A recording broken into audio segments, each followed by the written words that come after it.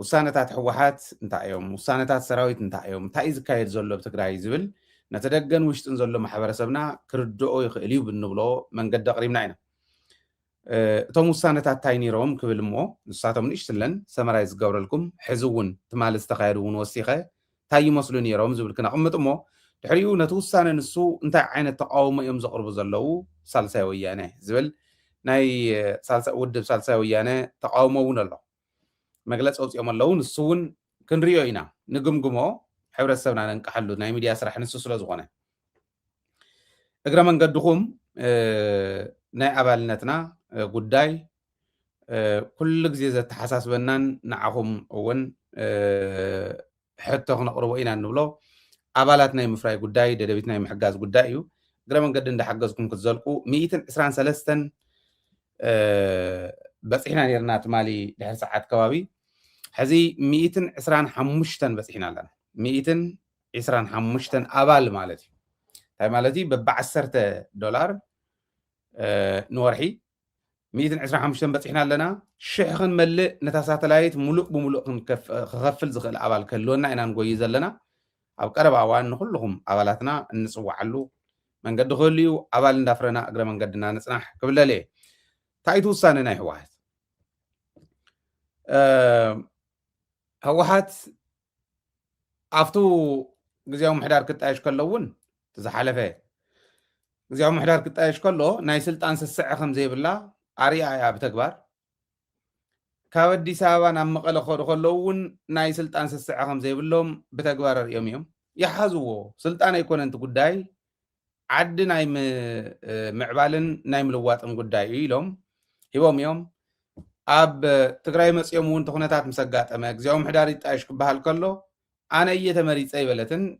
ፀገም የለን ተመረፀ ይመረፅ ትግራይ ጥራሕ ይሳገር ኢላ እያ ብዙሓት ኮምፕሮማይዝ እንዳገበረት መፅያ ከምቲ ንደልዮ ኣይሰርሐትን ኢና ንብል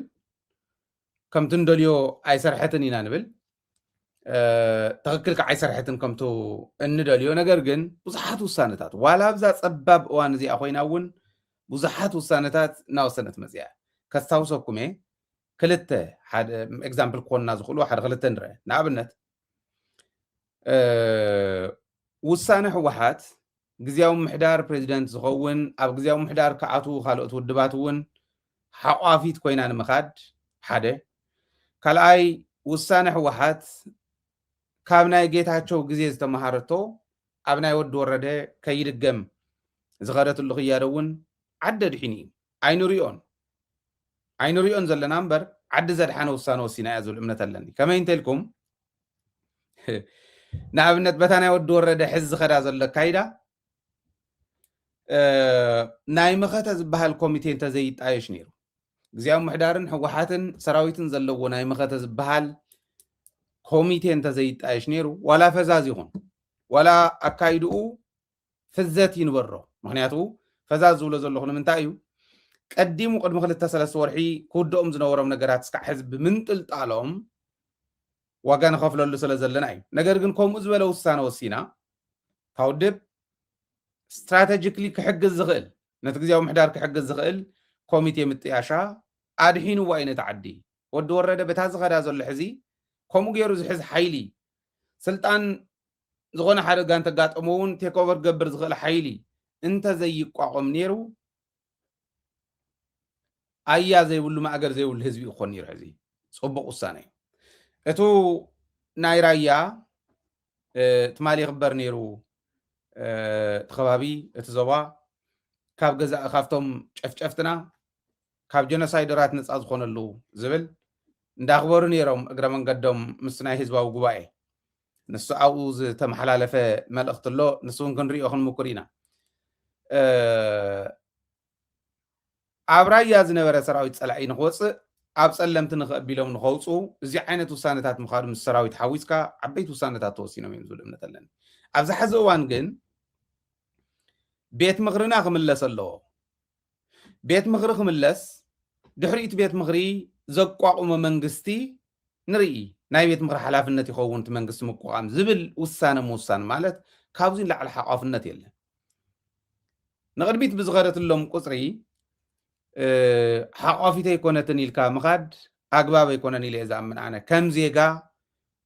إيز نقف زلهو تزنقف كم زيغا وني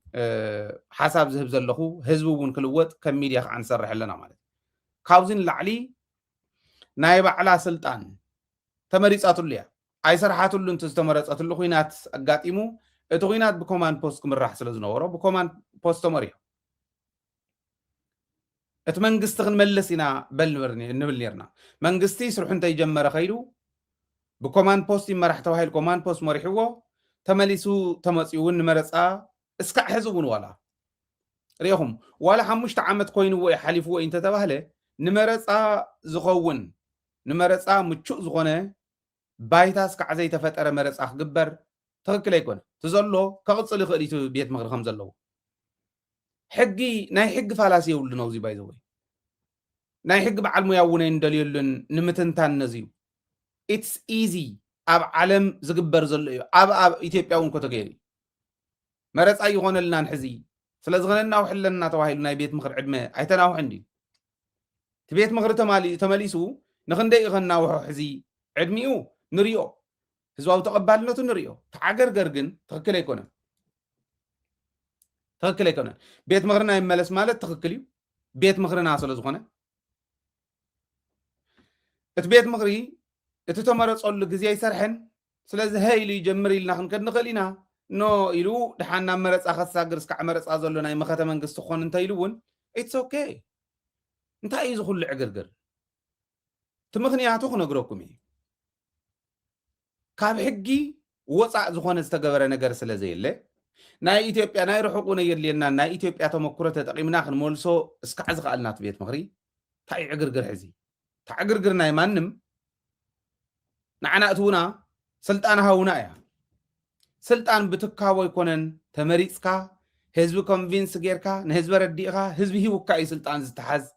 ኢልና ክንመልሶም ዝግባእና ሰዓት እዮም ስሱዕ إن كان داتا بحال داتا وهاب أنت خيرو مقارص يقول الناس السع مقارص ناس السع مودعتها إلا نس السع خالي يزق الحقي نس السع خالي يزق الحزبي سلازي جيجا يخرج اللو تمكم زول زلو وال نتما خات زخون حيلي خنقعهم كلنا جن منجست سلازخونه تمرص سلازخونه منجستي تمرص سلازخونه حوحات أنا إيه بين يزحزو كيت بالجن تحساسيبنا تدغاغفنا سلازخونه خنكد زلنا ابزياس اكلنت زاتو يحيش ابزياس اكلنت تاتو يحيش انداته بحال خيد اينا خندف زلنا ازي اون نغيت غبر جن بسسعوم مخنيات نزي اون جامب خنغبرا كنفرحوم كنسقوم زيوم ناي سلطان سعي زلوم كنبلوم زغورو بارتيتات انتحاليوم ግለሰባት እንተሃልዮም ግን አግባብ ሓዝ ኹብሎም ህዝቢ ናይ ግድን እዩ ዝብል እምነት ኣለኒ ሕዚ ህዝቢ ወሲኑ ኣሎ ህዝቢ ዝወሰኖ መሬትና ክነምልስ ኢና እዩ ዝጀመርናዮ መኸተ ክንምልእ ኢና እዩ መሬትና ክነምልስ ኢና ብሰላም ተሂቦምና ጽቡቕ بسلام تزهيومنا جن مريتنا هيبنا ننبر هزبي كنا أننديا أبرايا زنبرت مالي جنرال جون مريد زحلوفه ملقت الله قد محزون كعا زحلوفه ملقت نيرو خلتي أنا كتاتي لنا رأيي نسكي أتحيزنا انتهي نقبر كم زلنا من انتان كردانا كنود دعينا كم توم كان من قد شتتتنا ولو بتقمز التالولو جبؤهم ممزنيهم زخنه بتقمي بقلهم تقرايك شوت ودليو شيتي عين وازاوزن مسوم مس حزب تقراي كوينا خنو داينا مستري اف كوينا خنو داي صباح دينا نحلف نحر صباح يفلت لعل تقراي نوري أنا قريل شي حق زي شقري هاللو بتقراي تحت سألاتنا تحت نايس سألاتنا شرحي تحت نايس سألاتنا نتقراي زي من نيلو كفو تقبل يا اللي يولدكي على اللي يبغينا لذي جون مديد زي إلو زي قدم حز تزاربا اتم بانداتات عدي سابا خاطو خلو مستم شتتت زولو زلو شتتتين بلن كنودا اينا إلو مسوأتنت كم زخفل تزاريو صباح دينا دحر صباح نحلف يفلتن إلو جن مستم كم كلبي سقا خمز رأي قلبي ندي سابا شتتت زولو زلو شتتتين بلن كاب هزوا ومتكلنا فتصوم عين وردنيو زيادة إلو نحنا قال يوم صحفوه بانداتات صحفوه قرب صنحي لك قرب لكم إيه بايزوي ببانداتات مبر بوعلمونا يكون نفط ميديا وانت تعرف بباندا يمز مكتنا تمثالاتنا بباندا تمالي أب رايا أب كله زواز ولا زخانة تمدرخات زكايد زلو أب دو أب زواز تخايد مدرخ أو ترخيو نيرو جون مريد خنياتو سراويت ودب تمم محدار تهزبي حبيرو تناويو سلا زخر زلو بايزوي ناي رايا مدرخات أنا كافت خالي اون فلي بزبالة ملكو عريئيهم نمنتاي مسيلكم كتالو ومكيرم يوم نتهزبي بعال جيتاتشو كتالو ومكيرم نعأمون مكيتو نتناي دقت سلا اون مكيتو برايا بدوباو ጫፍ ኮይኑ ምዕራባው ጫፍ መሬትና ንምንታይ ዘይተመለሰ ኢሉ ዝሓቶ ዝነበረ ሕቶ ሪኢኹም እንትኾንኩም ቲንክ ኮምፓይል ገበርዎ ኢለ የመለኹ ስታፍና ኤዲተራትና ኮምፓይል ገበርዎን እዮም ተን መድረኻት ተን ቤስ ዝኾና ማለት ኩሉ ምርኣይ እውን ስለዘይከኣል ትሰበብ ብዙሕ ሚድያ ስለዝውዕል ማለት ከምኡ ክንገብሮ ኢና ተኣምር እዩ ኣብቲ መድረኽ ንሱ ዝነበረ ኣብቲ መድረኽ ንሱ اتحزز سمعكمو جقنا زحلفو ملقت نيرو زلنا رستنا انت خوينو رستي كنا نملس زلنا نحنا حقا منقستي كبرينا نمل زلنا عندي حقي سلي حقا منقست غلع على كله تم بانداتات تايولو خاقط سلسله زخون كويه زيازل العلاز الله تملكت لي رستي كنا نملس زلنا رستنا انت خوينو الوهايو رستنا انت خوينو أفدرايو رستنا انت خوينو بادا تقرايو رستنا انت خوينو لمالو مأيو رستنا انت خوينو كالي رستي كنا نملس الحج برستينا أمنا بمحدرة بهزواوي محدرة نعم بمنقستنتنا نعم بسرعاتنا نعم بمننتنا نعم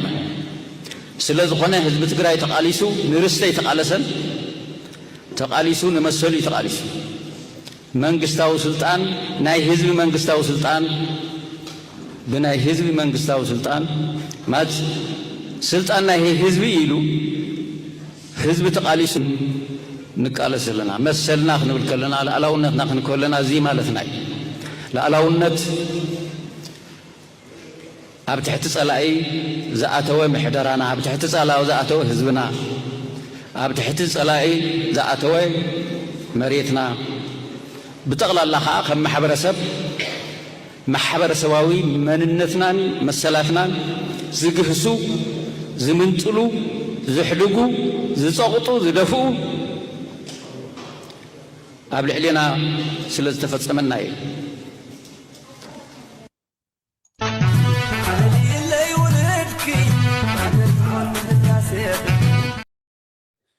ولدكي على لي تقرأي إذا بزلق أنا زي عندي لحقي نزي أقوريسهم بقى تقرأي سي لما لو ملاش على وهم ملاش تبلك كلا إلومس نتسامد لنا هزبن النبي لنا أم حران تقرأين النبي بنا أمون بو إرتران تقرأين زنبرة قنص زنبرة فحفح عددات صلاة زخون أزنا وران فتح لنا بصمدو سلازبلنا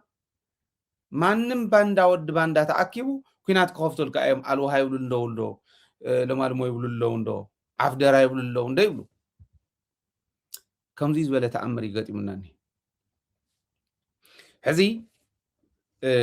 كنفال يوزل لنا خم حزبي كأمت دلي السامس فلنا إنا مغاتا خن مكة تنتقوينا ناي مخاتن تاي الناس ردعنا ክንምክት እንተኮይና ፕራዮሪቲ ናይ ህዝቢ ትግራይ ዝርዳእና ዝኾነ ይኹን ሓይሊ ሕቶ ከልዕል ከሎ ኣፍታ ናይ ህዝቢ ትግራይ ፕራዮሪቲ ኣሎ ዶ የለን ዝብል ንምምዛን ዝጥዕመና ንሱ እንተተረዲእናዮ ሚዛንና ማዕረ እዩ ኣብ ሓደ ፔጅ ኢና ንኾን ናተይ ዘረባ ናይ ተኻሊእ ዘረባ ናይ ተኻሊእ ዘረባ ንገሊኡ ዕረ ዝጥዕመካ ንገሊኡ መዓር ተጥዕሞ በዓልኻ ኣይኸውንን መዓር ዘጥዕሞን ዕረ ዘጥዕሞን ትግራዋይነት ክኸውን እዩ ማለት ንሳ እንተተረዲእኻ ሕዚ እንታይ ኢሉ ዝወዲ ንበይኑ ተወፅሑ ትግራይ ኣላቶ ድያ እታ መጀመርያ ሪኢኹም ኢኹም መስዋዕትነት ኣላ ኢሉ ፅባሕ ድየ ድሕሪ ፅባሕ ክሓልፈ ይፈልጥን ኢሉ ግን ብሂወት እስካዕ ዘለና መሬት ትግራይ ተወሪሮ ኣየሓድርን በፍፅም ንሕና እንዳሃለና እዩ ዝብል ዘሎ መስዋዕትነት ከም ዘሎ ይፈልጥ እዩ ዕድመ ንእስነቱ ዝሕለፎ ኣብቲ ሕሉፍ ቃልሲ ምዃኑ ይፈልጥ እዩ ኣብ ጥሮታ ዕድሚኦም እዮም ኣብዚ ደረጃ እዚ ዝኔው ግን ጀነራላት እዮም ከምኡ ዓለም እውን ትመርሕ ብሱላት ተመኩሮ ዘለዎም እዮም ተመኩሮና ታዘተረፈት ኣካልና ታዝተረፈት ኢነርጂና መሰል ህዝቢ ትግራይ ኣብ ምርግጋፅ ክንሕልፋ ኢና እንዲሉ ሓቂ ነዚስ ኒሻን ትሽልሞ እምበር እንታይ እንዳበልካ ትሰቕሉ ሕልንኦምን ኣስናኖምን ተሸረፉ ኣዲስ ኣበባ ዝሰፈሩ ኩላ ነገር ብከብዶም ዝልክዑ ብከብዶም ዝሰፍሩ ህዝባውነት ዝበሃል ፍጹም ዘይብሎም ስልጣን ይብካዮም ናብ ስርቂ ስልጣን ይብካዮም ናብ ጭቆና ናይ ህዝቢ ናውዚኡ እንዳለወጡ ዝኸዱ ልያቡ ሰባት ክመሰሉ ኣዲስ ኣበባ ኮይኖም ነዚኦም ክወቕሱ ይኽእሉ ዶ እንታይ ድዩ ዝብል ዘሎ ኣብዚ ሓዊ እዚኣ ኮንካስ እዚኣ ምባል ከባድ ዶ ይኮነት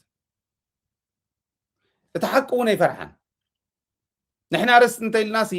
ካሊእ ይኸውን ርስተይ እንዳበልካ ናብ ትግራይ ክትመፅእ ኣይትኽእልን ማንም ይኹን ማንም ወይለ ትረፍደ ምስ ካሊእ ምስቶም ተጋሩ እውን ኮይና ንገጥም ኒና ሕዚ ምስቶም ተጋሩ ባንዳታት ኣዲስ ኣበባ ዝኔው ተጋሩ ኣዲስ ኣበባ ኮይዶም ንዓዶም ምስ ፀላእ ኮይኖም ዝገጥሙላ ዘለው ተጋሩ ኮይና ንገጥም ዘለና ርስተይ ኢሉ ንዝመፅእ ከምኡ እንተመለሰ እንታይ ይነብሩ ኣለዎ ዝብል ሓስ እዚና ክንብል ዘለና ክብል ደልየ ሕዚ እታ ሚዛን ልክዕ ዶ ትኾን ርስቱ ዝፈለጠ ግን ሕጊ ከዓ ዝፈልጥ ብሕጊ ዝመሓደር በታ ሕግን ስርዓትን መሰረት መሬቱ ሕሊፉ ዘይህብ ህዝቡ እንትጭቆን እስካዕታ ናይ መጨረሻ ሕቅታ ንህዝቡ ጠጠው ዝበለ ጅግና ዲ ጅግናኻስ ኣዲስ ኣበባ ከይዱ ኣብይ ኣሕመድ ዝበሃል ንጉስ ኣለኒ እግሩ ከይረስሕ ፀጉሩ ከይንጭብረር ንዕኡ እንዳሓለኹ ንሱ ዘጥንቆሎን ዝበሎን ሒዙ ክመፅእ ከሎ ናይ ስልጣን ስስዑኡ ናይ ገንዘብ ስስዑኡ ናይ መሬት ናይ ታሪክ ናቱ ናይ ንግስና ወንበር ክሕሉ ኣዲስ ኣበባ የሰፍር ዝበለ እቲ ጅግናኻ እዚ እንተፈሊናዮ ካብኡ እንዳሓር መኸተ ማለት እንታይ ማለት እዩ እቲ ሕወሓት ቤት ምክሪ መለስ ትብሎ ዘላ ልጓም ዘይብሉ ስልጣን ዝሓዙ መራሕቲ ክህልውና ምግባር እንታይ ማለት እዩ ሕወሓት ከም ውድብ ምስተን ካልኦት ውድባት ተወዳዲራ ዝሰዓረቶ ስልጣን እዩ ስልጣን እንተኮይኑ ንሱ ክሕዝ መንግስተይ ክመልስ እየ ማለት ቤት ምክሪ መሊስና መንግስቲ ይስርሓልና ማለት ኮምፕሮማይዝ ምግባር ዶ ይኮነን ኣትሊስት ተወሰነ ክፍተት መሃብ ካልኦት እውን ዕድል ንኽረኽቡ ምግባር ዶ ይኮነን ዝብሉ ብቐሊሉ እዮም ዝምለሱ ማለት እዩ ኦኬ ንሱ ንክንብል ንርኣዮም እዚኦም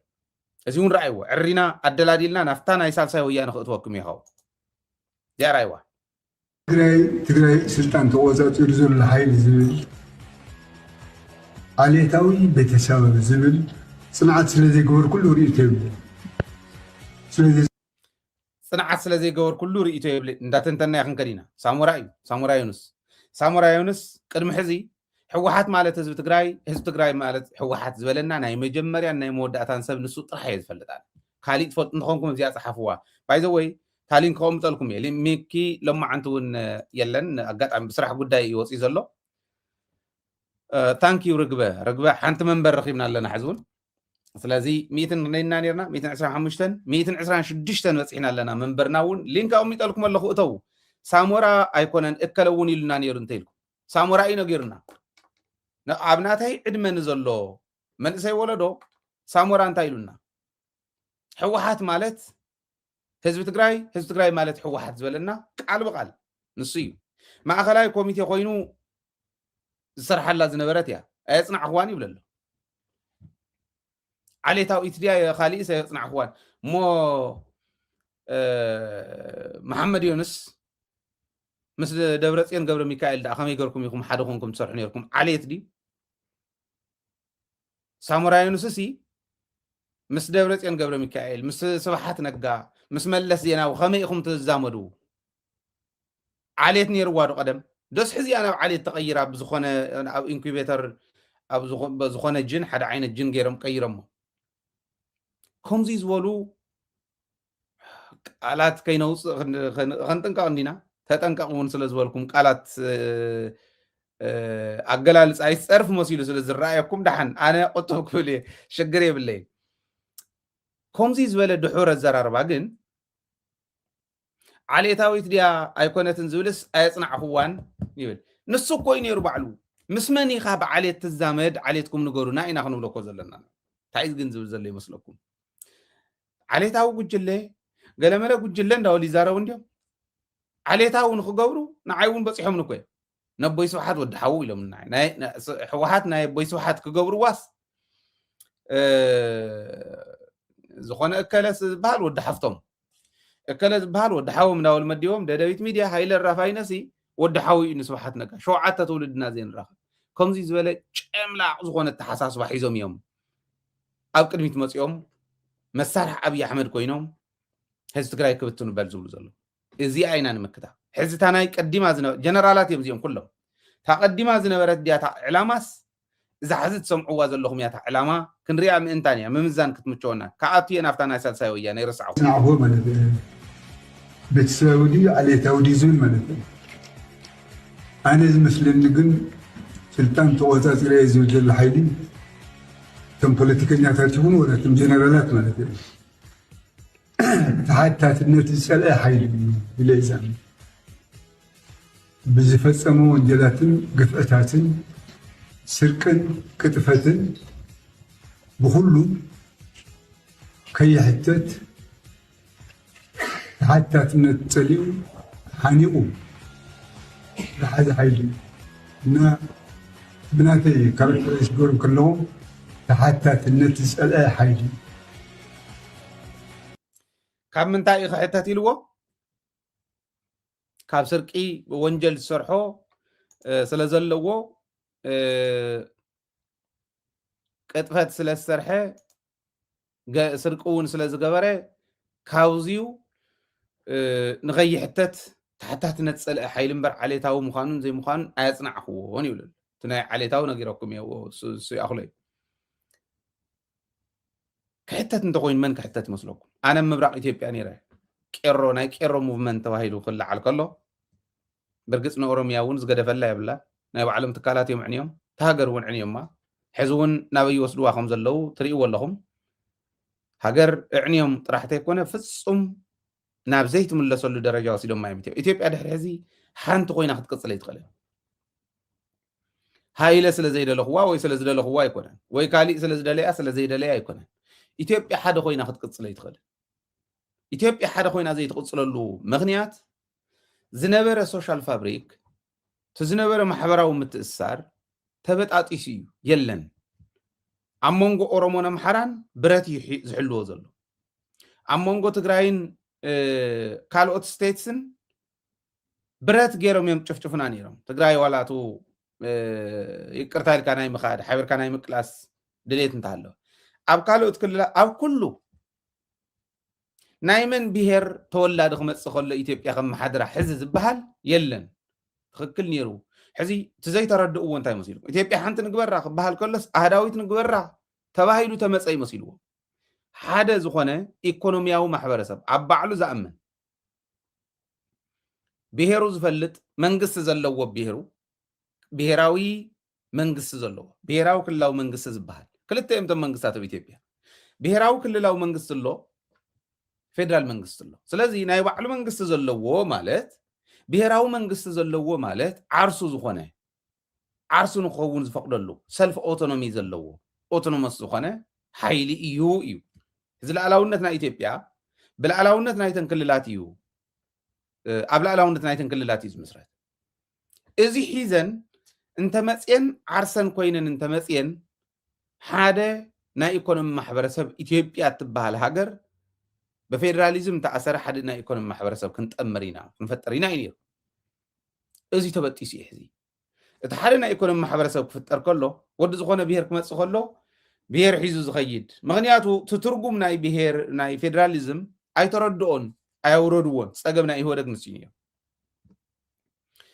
ዓርሶም ምዃን ይተረዲእዎም እምበር ድሕሪኡ ኮመን ዝኾነ መንግስቲ ፌደራል መንግስቲ ናይ ኩለን ክልላት ልኡኽ ተዋሂብዎ ዝሰርሕ ፌደራል መንግስቲ ከም ዘሎ ኣሚነ ይኮነን ተቃሊሱ እዚ ተበጣጢሱ እዩ ብምንታይ ተዳሚዩ ስለ ዝኾነ ተበጣጠሰ ሓደ ክገብሮ ዝኽእል ሓይሊ ክመፀ ይኽእልን ብፍላይ ናይ ትግራይ ድሌት ተመሊስካ ናብ ኢትዮጵያ ኣካል ኢትዮጵያ ናይ ምዃን ናይ ትግራይ ድሌት ዝሞተ ስለ ዝኾነ ድሕሪ ሕዚ ተመሊስካ ኢትዮጵያ ክትገብራ ከቢድ እዩ ኣይከኣልን ሕዚ ብሕገ መንግስቲ ደረጃ ተሓታቲ ንግበር እንተኢልና ሓንቲ ኢትዮጵያ ዘላ ኢልና ዋላ እንተንኸድ ደብረፅዮን ዲ ተሓታትስ ወይ ኣብ ትግራይ ዝኔው ጀነራላት ቶም ዓንተ ትሰምዕዎም ዝነበርኩም ዲኦም ቶም ተሓተትስ ሳሞራ እዩ እንተልኩምኒ ሳሞራ ኣብ ልዕሊና ሕዚ ኣብ ልዕሊ ትግራይ የውፅሖ ብዘሎ ጥራሕ ኣይኮነን ክሕተት ኣብቲ ሃገር ብዘውፅሖ ዳመይት ምክንያቱ ኢንተለጀንስ ስርሑ ሰሪሑ እዩ ሽዑ ናይ ኢትዮጵያ ኢንተለጀንስ ኣብ ምብራቅ ነይረ ኢለኩም እየ ኩነታት ተፅኒዑዎ እዩ ኩነታት ተፅኒዑ ሃገር ከፍርስ እዩ ትኸይዲ ትኽክል ኣይኮነን ስለዚ ሰራዊት ክቆፃፀር ክኽእል ኣለዎ ህፅንዓት ምስ ቀረበሉ ሳሞራ ምስ ኣባዱላ ገመዳ ኮይኑ ንኣብይ ኣሕመድ ብድሕሪት እናማኸሩ ከመይ ንለማ ይሓልፎ ከመይ ናብ ናይ ኦሮሚያ ናይ ኦህዴድ ቦምበርነት ይመፅእ ከመይ ናብ ቀዳማይ ሚኒስትርነት ይመፅእ ዝብል ሳሞራ ነባዱላ ገመዳን እዮም ንሃይለ ማርያም ደሳለኝ ምእመንቲ ሃይለ ማርያምን ዓብይን ስኒት ኣይነበሩን ሃይለ ማርያም እኮ ኣባሪርዎ እዩ መለስ ኣይኮነ ነባሪርዎ ትዳሓር መጀመርያ እዩ ካብቲ ድሕነት ካብቲ ናይ ኢንሳ እዩ ብመለስ ግዜ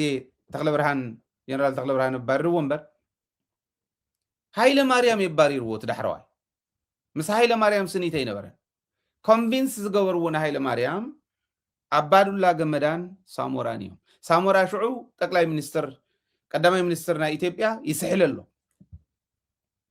ኢንተለጀንስ ናይ ኢትዮጵያ ግደፍ ክብሎ ከሎ ማለት ሃገር ናብ ዝሓዘ ኣትያታ ዝኒሃ ንኽትኣቱ ዝገበረ ቀዳማይ ተሓታቲ ሳሞራ እዩ ምክንያቱ ሓደ ስልጣን ነይርዎ ካልኣይ ኣብቲ ሳሪሃ ማሪሃ ኣትዩ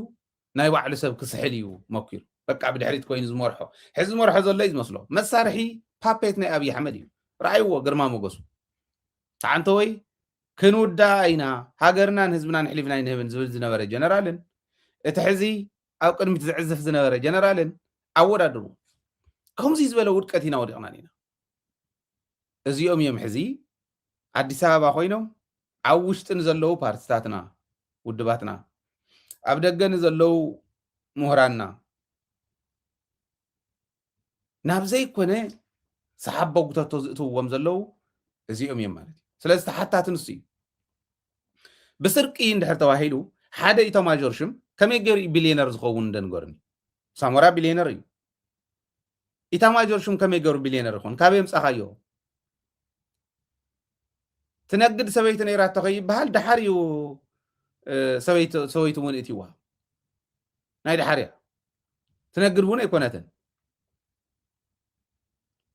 ወዲ ሃፍታም ስለ ዝነበረ ካብ ኣቦኻ ወዲ ተወሪሱ ከይበሃል የለን ካበይ ምፂኻዮ ቢሊየንስ ኦፍ ዶላርስ ናይ ምንታይ ብር እዩ ክሕተት እንተኮይኑ ብስርቂ እውን ዝሕተት ንሱ እዩ ዋ ቱጃራት እዮም እኮ ኣፅኒዕና እኮ ሒዝና ቀዳማይ እውን ነጊረኩም ካብ 500 ሚልዮን እስካብ 5 ቢልዮን ዘለዎም እዮም ከም ንፈልጦም ናይ በዓል ሳሞራ ካብውን ላዕሊ እዩ ናይ በዓል ጻድቃን ካብውን ላዕሊ እዩ ጻድቃን እኮ 1.2 ቢልዮን እውን ተለቂሕሉ ሕዚ ተለቂሕሎ ሕሞራ ከይምለስ ምዕራብ ትግራይ ከይምለስ ዝገብረሉ ዘሎ ጻድቃን ንምንታይ መስሊልኩም ንዓይ ከትንዕቁኒ ዓደም ሓራ ናይ ዘይት ፋብሪካ ኣለዎ ደይብሉን ጻድቃን ዝብል ኣጽንዑ ብርግጽ ብባዕሉ ሹም ኣይኮነን ከፊትዎ ግን 500 ሚልዮን ተለቂሑስ ንጓል ሓው ዝህበሉ ምክንያት የለን ብጓል ሓው ሹም ዝኸፈቶ እዩ 1 ገለ ቢልዮን 1.2 ይመስለኒ ቢልዮን ኣውፂኡ ልቓሕ 500 ሚልዮን ብናይ ባዕሉ ገዝኦት ሒዙ ታዝተረፈት ብሲንግል ናይ ኣብይ ኣሕመድ ደብዳቤ ኣውፂኡ ልቓሕ ከምኡ ገይሮም ዝኸፈት እዮም ሕዚ ሕሞራ ናይ ጻድቃን ምስ ናይ ኣብ ዓዲ ኣምሓራ ዘለው ሰፋፍቲ ምስ ወርቃይተነው ይኹን ምስ ካልእ ይኹን ተታሒዙ ምስዚኦም ኮይኑ ናይ ጻድቃን ዘይቲ ፋብሪካ ክስራሓሉ ህዝቢ ትግራይ ምዕራብ ትግራይ ዝኣክል ይስኣኒ ዝብለና ዘሎ ጻድቃን ትርጉሙ እንተተረዲኡኩም እዚ ዋላ ሓደ ሰብ ጻድቃን ኣብ ዘለዋ መድረክ ክርከብ ኣይመፈቀድኩን ኣነ ልቢ ዘለዎ ሕልና ዘለዎ ሰብ እንተኮይኑ ሕልና እንተሃሊካስ ጻድቃን ዝኾነት ፋብሪካ ዓዲ ኣምሓራ ክተክል ኣብ ባህር ዳር ከተክል ምዕራብ ትግራይ ዝኣክል ይተሃገር ኢሉ ክኸይድ ከሎ ነዚዩ ብሕጊ ኢኻ ትፋረዱ ዘለካ ታልካ ትኽተሎ ብሱ ንሱ ዘለዎ መድረክ እንታይ ክትገብር ትርከብ ኣብዚ ኮይ ትሕመቕና ናይ ተጋሩ ከመይ ገይሩ ሓደ ትግራዋይ እዚኣ እንዳፈለጠ ንሱ ናብ ዘለዋ መድረክ ይኸድ ንሱ ብዝሓለፈ እውን ዘይምሕላፍ እስካዕ ክንዱእ ደረጃ ክበፅሕ ዝግብኦት መንእሰይ መረዳእታ እንዳሃውናዮ ጻድቃን እውን ኣብ ማዕረ ሚዛን ክቕመጥ ምስቶም ዓንተ ወይ ኩሉ ነገሮም ገዲፎም ኣብ መኸት ኣለና ዝብሉ ዘሎ ተገላቢጡ ንሳቶም ልያው ክበሃሉ ኣብ ልዕሊ ጀነራል ምግበይ ዝመት ዝነበረ ሪኢኹም ኢኹም ትማሉ ዋላ ንልፍዓተይስ ንብርሃነ ኣሲርዎ ይብሉ ኣብ ገዛ ኣሲርዎ ይብሉ ንዑ ኢና 3 ፕሮግራም ደሰሪሐ ናይዛ ጉዳይ እዚኣ ንባዕላ እኳስ ሓንቲ ፕሮግራም ንወይና ሰሪሕላ ሪኢኹም ኢኹም ብርሃነ እውን ንህና እዩ ትግራዋ እዩ ግን ዘይኮነ ንምንታይ ዝብል እየ ሰሪሕ ከምታ ዝረኣኹማ ኦረዲ ወታደራዊ ፖሊስ ዝበሃሉ ዞም ወፖ ዝበሃሉ ካብ ምዕራብ ግንባር መፅኦም ካብ ሽረ መፅኦም ካብ ኣብ መቐለ ሒዞሞ ብመኪኖም ሒዞም ኸይዶም ሽረ ተኣሲሩ እንዳ ምግበይ ተኣሲሩ ኢሎም ግን የውርዩ ነይሮም ማንም ሸራፍ ወዲ ሸራፍ ሕልና ማለት ማንም ባንዳ ወዲ ባንዳ ቅንጅት ሕዝውን ቅንጅት ክኾኑልና ዝደልዩ ትግሬ ወደ መቀሌ እቃ ወደ ቀበሌ ዝብሉ ኣዲስ ኣበባ ማለት እዩ ብኻሊእ ተርም ካሊእ ኣገላልፃ እዚኣቶም ንጀነራል ምግበይ ከምቋሽሹ በዓል ሳሞራ በዓል ጻድቃን ኣዲስ ኣበባ ኮይኖም ማይክ ሒዝካ መናእሰይ እንዳታለልካ ኩሉ መንእሰይ ኣብ ድሕሪ ጻድቃን ኣብ ድሕሪ ሳሞራ ኮይኑ ንክሰምዕኒ ኣነ ይሰምዕን ኣዲስ ኣበባ እንተዝህሉ እዚኣቶም ኣብ ዝእክብዎ ኣኼባ ኣይእከብን ርግፀኛ እየ 100% ኣይ ክሰምዕ ኢለ እውን ይኣቱ ንምስማዕ ቴክኖሎጂ እኹል እዩ ሕጂ ንሰምዖም ኣለና ይትረፍዶ ኣብ መድረክ ኮይኖም ዝዛረብዎ ብስልክ ዝዛረብዎ እውን ስለ ንሰምዖ ኢና ውፂናዮ ናይ ጻድቃን ምስ ብስራ ተማረ ዘውፃናዮ ግዕዝንኦም ክንዱእ ዝኣክል ምዃኑ ዝፈለጠ መንእሰይ ደድሕሪኦም ተኸቲሉ ንሰም ኣብ ዝእክብዎ ብስሩ ማለት ክምር ዝኹም እውን እዮም ሕልናኹም ማለት እየ ክብክልኹም እዮም ክንዱእ ዝኣክል ንርኣዮ ስለዚ ክሕተት እንተኮይኑ ሳሞራ እዩ ዝሕተት ክሕተት እንተኮይኑ ጻድቃን እዩ ዝሕተት ክሕተት እንተኮይኑ በዓል ዮሃንስ ገብረ መስቀል በዓል ወደን ጥሩ በዓልቶም ድሓር ዝኸዱ ልያቡ እዚኦም እዮም ክሕተቱ ናይ 100 ሚልዮን ገዛ ክገዝእ ወደባተ ዘይንፈልጥ ከይመስሎ ድሕሪ ካብ ከምቦልቻ ካሊእ ምምላስ ደላላ ንመን ደላላ ከም ዝሓተተ ይፈልጣ ይባዕሉ ናይ 100 ሚልዮን ገዛ ክገዝእ ብመቐለ ይጓየ ነይሩ ኣብ መኸተ እንዳሃለና ይብለኩም ኣለኹ ቀጥታ ካብቲ ምስ ተመለስና ወደባተ እየ ዝብል ዘለኹ ከይሕተቱ ዝኸዱ ሰባት ከይመስለኩም እትም ሰብ ብሱር ይፍርጅ ኣይኮንኩን ዘለኹ እንተደልዮም ሓደራኹም ኢለኩም ንኩሎም ማንም ይኹን ኣዲስ ኣበባ ዘሎ ኣነ ይደሊ እየ ክምጉተካ ኢሉ ይምፃእ ናብዚኣ ዋላ ጋዜጠኛ ሒዙ ይምፃእ ነርኣያ ተስፋ ማርያም እውን ሒዝዎ ይምፃእ የማእኸለና ፀገም የብለይ ክምጉቶም ድልው እየ ኣብ ኢደይ ስለ ዘሎ መርትዖ ወደባተ ናይ 100 ሚልዮን ገዛ ክገዝእ ኣብ መቐለ ንክንደይ ደላላ ነጊሩ መርትዖ ኣለኒ ሕጂ እንተዝኾን ኦኬ ዝነበሮ ባንኪ ዝነበሮ ዶ ተለቂቁሉ ይኾን ይበሃል ኣፍታ መኸተ እዋን ካብ ኮምቦልቻ ካብ ደብረ ብርሃን ምስ ተመለስና ካብኣ ምስ ተመለሰ ሰራዊትና ኣፍታ እዋን ንሳ ወደባተ تحز غيدني كولونيل ودباته مالتي ناي 100 مليون غزا ايدلخو نيريبل اوكي سلك بب معلتي يغيروا مبر نسمع من دينا نقليهم نسمع مينا نقليهم حز ገንዘብ ተታحዘ يبلهم كلهم ودبات يبلهم ተታحيزنا مفتح لنا زولوهم سبات يبلهم انتنا اسا بلصقنا قليلنا مردعتا نمركاب ودبات يحاتتكون يبل قعش قبر يحاتتكون يبل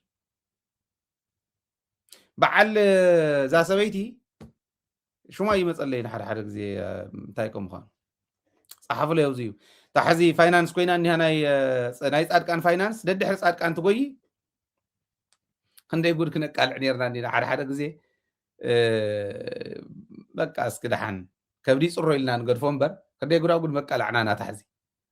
قلنا يغنزب طرح نقال حيز كتكساس بغنزب طفافيكم تواهيلو لما انت يسددكم تبل አይሰደድኩን ለመንት ትበል እዚ ሒዞም እዮም መንእሰይ መጻወት ዝገብርዎ ዘሎ እዚኣቶም ሕዝተ ጠያቕ ክገብርዎን ሕወሓት ወይን ዝኾነ ጀነራል ኣይኽእሉን እዩ ኦኬ ሕዝና ፍታ መግለጽ ንምፃ እዚ እንድሕሪልና ተፈላላይ እንተተረዲእና እንታይ ኢና ንብል ዘለና ዘውዱ ትኽክል ወደ ዘውዱ ይቕንየልና ዘውዱ ኺሮስ ስለዚ ዘውዱ ኺሮስ በማይት ሚሊዮን አይተሓተትኩን ትበልም ወትመጉተን ንዓይ አማይት ሚሊዮን የመጣፊኦም ምስ ወደን ጥሩ فاينانس يعني صادقان كي تحتات من الله خمس الله فلت الله لما نون الى 5 تنعو بركه تحتات يا موداتهم ابي كم طفو خطري وم anyway نابزي امهم لسكم زي انا يسالساي ويانا مغلصيتيا انا يتصبحوا ومن تمودباتس يعودو يعبيدو هون يكونوا ማለት ግዜ ይብካ ካብ ሕወሓት ተማሂሮም ጽቡቕ ንቅድሚት ወሲዶም حماقو سنفنا زبلوون دحريت غيروم تاريخنا حوحات اب زمر حتى قال استسرح تاريخ زب تግራይ ስለ ዝኾነ ንቅድሚት ክሳገር غيروم اب تاريخنا ጸገም ከይበጽሕ ታሪኾም ውን ስለ ዝኾነ غيروم ዶኾን ተረከብቲ ሃገር ይኾኑ ናይ ጽባሕ መራሕትና ይኾኑ ዝብል ተስፋ ኣለኒ ተስፋ ነይሩኒ ሳልሳይ ወያነ ውጽዮምኒው መግለጽ ግን ስኢላ ከምብቦሞ ከይሻራረፈና كمبو وانتخوني خون تلفزيون ترينا بفلاي ينببي بقلص إلى إذا من عبيتو بنترينا جن كمبو بيت مغرب مملاسي يوم تقايمو منيو نا تقراي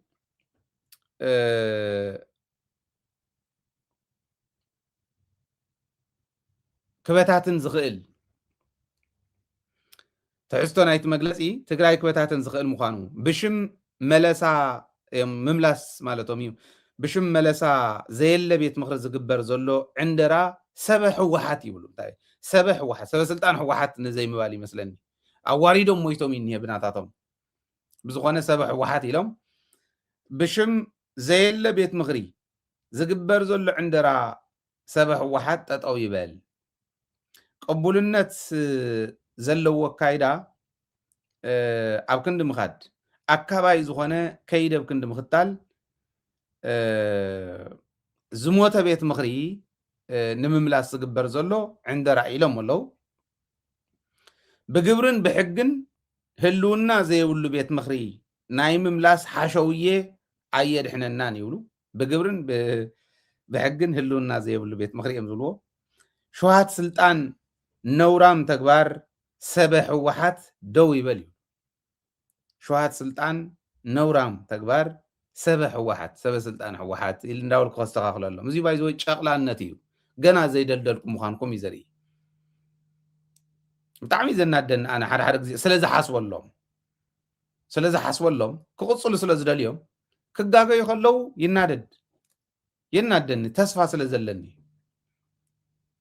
تاي مالتي زي حزب بسرعه ودب بزواوي ينحرنا تግራይ الكاري تصحفون تاي مالتي سبع حوحات እዚ ኣሒስኩም ዲኹም ክትመርሑና ብውን ኮይና ክንግምግመኩም ከተመሓድሩ ከለኹም ሓደ ግዜ ዝመስሎም እንታይ ይመስለኩም ዋላቶም መፍትሒ ሕወሓት ዘለው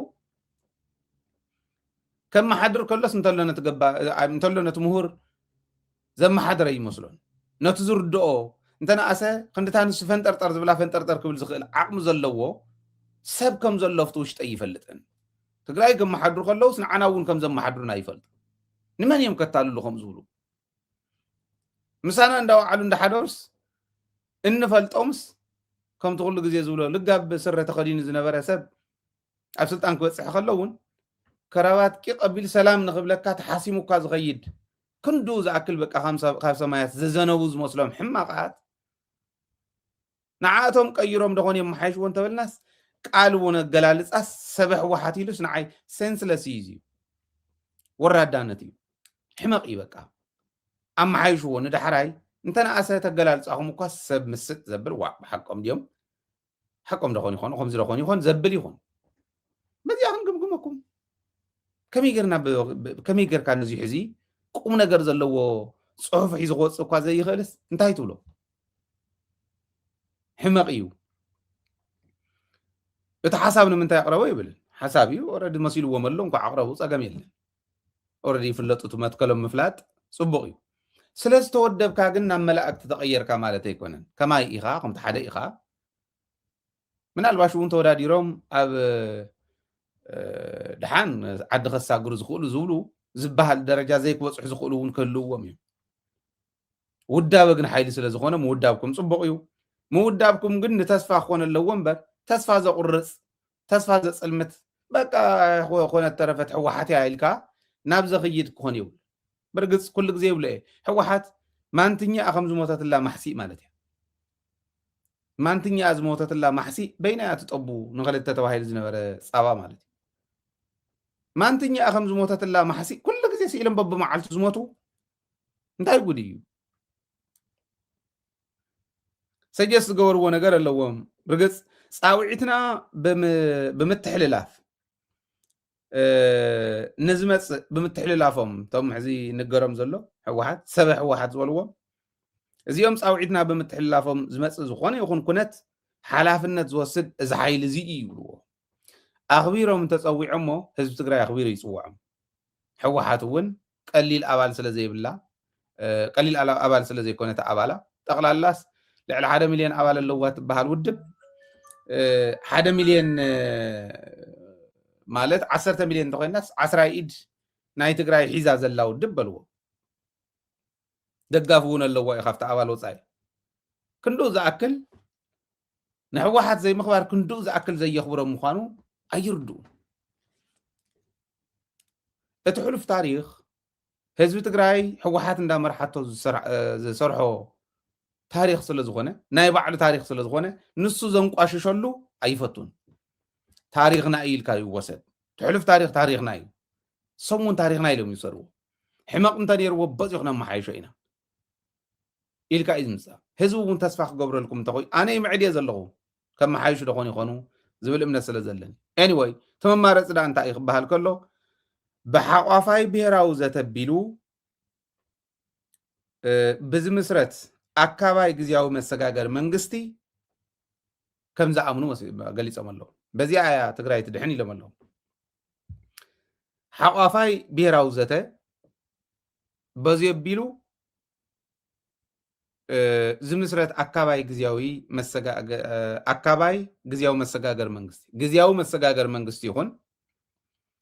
أما سرارتو حقافاي زخونة بيراو زته يحلو يبلو تقال سئلة طعم دي أتمثل تاي مالت مسلوك حزي أمل لا تقرأي سكع وردا وريدكا زخون يكون أكل بودابة يكون بقلي آتي ساتفلو مدرخ فتير كانت ذاتنا تقبرن ده هلوه نمن يمك حقفو حقفاي مالت نمن انت حقف انت اللو حقفاي زبهل تاي كون كلي أبتا ساتفو يكونن حزي حقفاي زخون بيراو ذات زولو زلو كلا خمزي وكل كلا ودب خمزي وك أفتو ذاتون ودب وكيلهم آتيهم كزاتو يتزاته كم هزب كزاتو يدلي بقى بزخونه بستفعل عليه دسيتي نازلنا مالت جيجا يازيو تازته كفت انديا كلكيلهم مم تخوينهم فتازته خيساتفو ناي هزب اندي تزاته زكاير زلو ناي منعسي ياتو بايتونا زلو سالساي ويانه زلو اب حوحات زلو منسي كله منسي تግራይ منعسي تزاتيم يو تاخوينه مفتناي منعسي زي زاتي مهران تزاتيم يو ممهر كوينو ناي سالساي ويانه تخوينو መምህር ኮይኑ ባይቶና መንዩ ውድብናፅነት ወይ ሕወሓት እንተኮይኑ ኣትዩ ክዛተ ክኽእል ኣሎ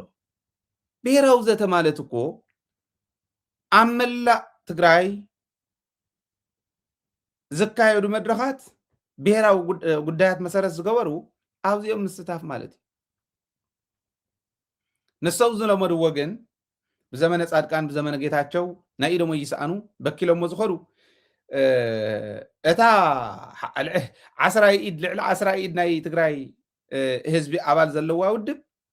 ሓንቲ ወረዳ ተጠቕሊሎም ከመሓድሩ ዘይኽእሉ ውድባት ማዕረ ምስኣ ተዋፅኦ 5 ካብ ሕወሓት 5 ካብ እከለ እንዳተባሃለ እዚኡ ኣነ ይኣምነሉ ማዕረ ይምፃእ ይወዳደር ታስዋይ ልክዕ ክንድቱ ንመሰል ደቂ ኣንስትዮ ለይትን ቀተርን ጠጠው ኢለ ክሰርሕ ድልው ዝኾነሉ ዝመፃ ኩሉ መንገዲ እውን ንሱ ዝኾነ ጓል ኣንስተይቲ ስለ ዝኾነትስ እዞ ዝኒሄ ብጣዕሚ ቻሌንጂንግ ዝኾነ ፖዚሽን በቃ ጓል ኣንስተይቲ ምንታን ባላንስ ክንገብር ጓል ኣንስተይቲ ትእቶ ተባሂሉ ኣይኮነን ዝኣቱ ብስሩ እውን ደቂ ኣንስትዮ ኣንደርማይን ምግባር እዩ ኢለ እየ ዝኣምን ማዕረ ወዲ ተባዕታይ ንህዝቢ ከግልግላ ዝኽእላ እንዶም ካብኡ ላዕሊ ከግልግላ ዝኽእላ ብዘለዋሉ ንኮንሴሽን ኢልካ ትእትወን በዓለ ልማዝ ግሒጦም ዝእተውወን ንሱ እዩ ዋዕሮታት ግን እኒዋ ተኣምር ክሰርሓ ዝኽእላ ሕመቕ እኒሄ ፍትዓዲ ሰኢሉ ብታይ ዝበሃል ሕጊ እንድያ ኮይና እሞዚኣ ክንቅይራ ይንኽእልን ይብልኻ መን ከም ዘውፅኦ እቲ ሕጊ ዘይፍለጥ ሕጊ ሰብ ዘውፅኦ ሕጊ ሰብ ኣሲሩ ቀፍዲዱ ነቲ ዓዲ ንቅድሚት ከየሳግሩ ቀፍዲዱ ይሕዝ በቃ ከም ዘሎ ጉድ እኒሄ ልክዕ ከምኣ እታ ትሬንድ ንሳ ኣብዚኣ ዝርያ ዘሎ ስለዚ ኣፍተን ብሔራዊ ዘተታት በብመድረኹ በብኸተምኡ ዝካየዳ ዘለዋ ክሕወሱ እዩ ዝግባእ ንሳቶም ሓቋፋይ ብሔራዊ ዘተ ዝብልዎ ግን እንታይ ማለት እዩ ሓፋሽ ክሓቁፍ ማለት ኣይኮነን ኣነ ሓቋፋይ ዝብሎ ሓፋሽ ማእኸል ዝገብር ከሎ እዩ ሓቋፋይ መንግስቲ እንተኢለ ሕዚ ንኣብነት ካብ ዞባ ምዕራብ ሓደ ካብ ዞባ ሰሜን ምዕራብ ሓደ ካብ ዞባ ደቡብ ሓደ እንዳበልካ ናይ ዞባ ተዋፅኦ ናይ ወረዳ ተዋፅኦ ናይ ብሔር ተዋፅኦ ናይ ብሔረሰብ ተዋፅኦ ዝበሃል ኣይኣምነሉን ኣነ ኣይኣምንን ብሔረሰብ ክውከለሎም ዘለሉ ቤት ምኽሪ ብሔረሰብ ይውክል ካብ ዝኾነ ይኹን ብሔረሰብ መፅኡ ነቲ ዓዲ ክመርሓ ዝኽእል ዓቕሚ እንተሃልይዎ ይመርሓ ብተዋፅኦ ዝበሃል ግን የለን እዚ ጌጋ ይብሱ ኣየዋፅን ኣበየናይ ስቴት ከምኡ ዝበሃል ኣሎ ካቢኔ ናይ ኣሜሪካ ክስራሕ ከሎስ ናይ ካሊፎርኒያ ናይ ጆርጂያ ገለ እንዳተባሃለ ካቢኔ ይምስረት ድዩ ኣበይ ኢኹም ሪኢኹም የለን ዓለም ዘየለ ኣብ ዓለም ዘየለ ሒዙና ክድቆስ ከምኡ ዝበሃል ውክልና እውን የለን ናይ ውድብ ውክልና ዝበሃል ሓቋፋይነት ኣይኮነን ሓቋፋይ ክኾን ዘለዎ መን እዩ ቤት ምኽሪ በህዝቢ ቁፅሪ እዩ ወረዳታት ክውክላ ከለዋ ህዝቢ ቁፅሪ ክውከል ከሎ ሌላን ጉሌላን ከይህሉ ተረጋገፅ ስለዝተወኪል ይመፅ ትዝዓበየ ስልጣን ናይ ትግራይ ቤት ምኽሪ ስለ ዝኾነ ቤት ምኽርና ተወካሊ ዘይብሉ ኣብ ቤት ምኽርና ተወካሊ ዘይብሉ ህዝቢ ክህሉ የለን ክህሉ የብሉ እዚኣ ሓቋፋይ ትበሃል ካልኣይ ሓቋፋይ ዝብሉ ኣነ ስራሕ ፈፃሚ ሓቋፋይ ክኾን ኣለዎ ክበሃል እንድሕር ኮይኑስ ካብዛ ከባቢ እዚኣ ጥራሕ ከይኾኑ ኢልካ ይኽየል ወይ ናይ ከባቢ ተዋፅኦ ኣይኽየልን ወይ ናይ ፆታ ተዋፅኦ ኣይኽየድን ስራሕ ፈፃሚ ቱ ሕጊ ፈፃሚ ዝበሃል ሓቋፋይ እዩ ክትብሎ እንተኾንካ እዝኑ ናይ ኩሉ ኩርናዕ ትግራይ ክትሰምዕ ትኽእል እዝኒ ክትህልዎ ኣለዋ ንኩለን ብማዕረ ፕሮሰስ ክገብር ዝኽእል ዓቕሚ ዘለዎ ክኾን ኣለዎ ንኩሉ ብማዕረ ኮሚኒኬት ዝገብር ንኩሉ ብማዕረ ዘስተኣናግድ ክኸውን ሓቋፋይነት ማለት ሓፋሽ ማእኸል ምግባር ማለት እዩ ሃይለ ኣብ ማእኸላይ እንተተወሊደ ናብ ደቡብ ናብ ሰሜን ናብ ምዕራብ ናብ ምብራቕ ማዕረ እዝኒ ማዕረ ጊዜን ቦታን كيف كللن بمعرة ونكردلن بمعرة كجلجلن نحفش دمسي كاب كل خرنا عقسم معلن وهاي لدوب انت توليدو كاو كله كسمع خلله حقفاي النت مالت حفش ما أخل مقبار مالت مبر ناهزو كلنا حس كامت خاسلت أن كتحز زول سخانة عد خساقروا زخولن ده اللوس بو كلنا حس كامت خاخت كيد كومو يكونن تو كلنا انتهي مالت مخان رايو نحن حسب زي ولي كابيني أي بحال أنا ناتكا يكون قندي እንድሕር ሃልየፍቲ ካቢኔ ሃይለ እንተሃልየፍቲ ካቢኔ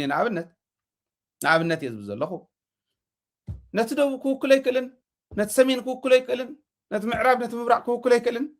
እንድሕር ከምኡ ዘይኮይኑ እቲ መንግስቲ ብስሩ ዝውክል ኣይኮነን ማለት ሓቋፋይነት ማለት ንስ እዩ ኣብቲ ሕጊ ፈፃሚ ሓቋፋይነት ንስ እዩ ኣብ ሕጊ ፈፃሚ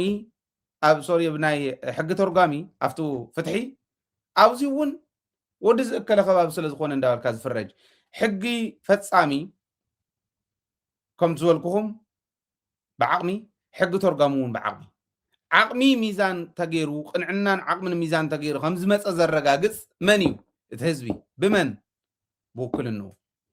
ታውክልንኡ ከዓ ማዕረ ውክልና ተሓቋፋይነት ናይ ቤት ምክሪ እታ ኮንሰርኒንግ ኢሹ ክትኮን ትኽእል እምበር ዕሪና እውን ክንሪኣ ዘለና ናይ ሕጊ ፈፃምን ናይ ሕጊ ተርጓምን እዚ ዝበሃል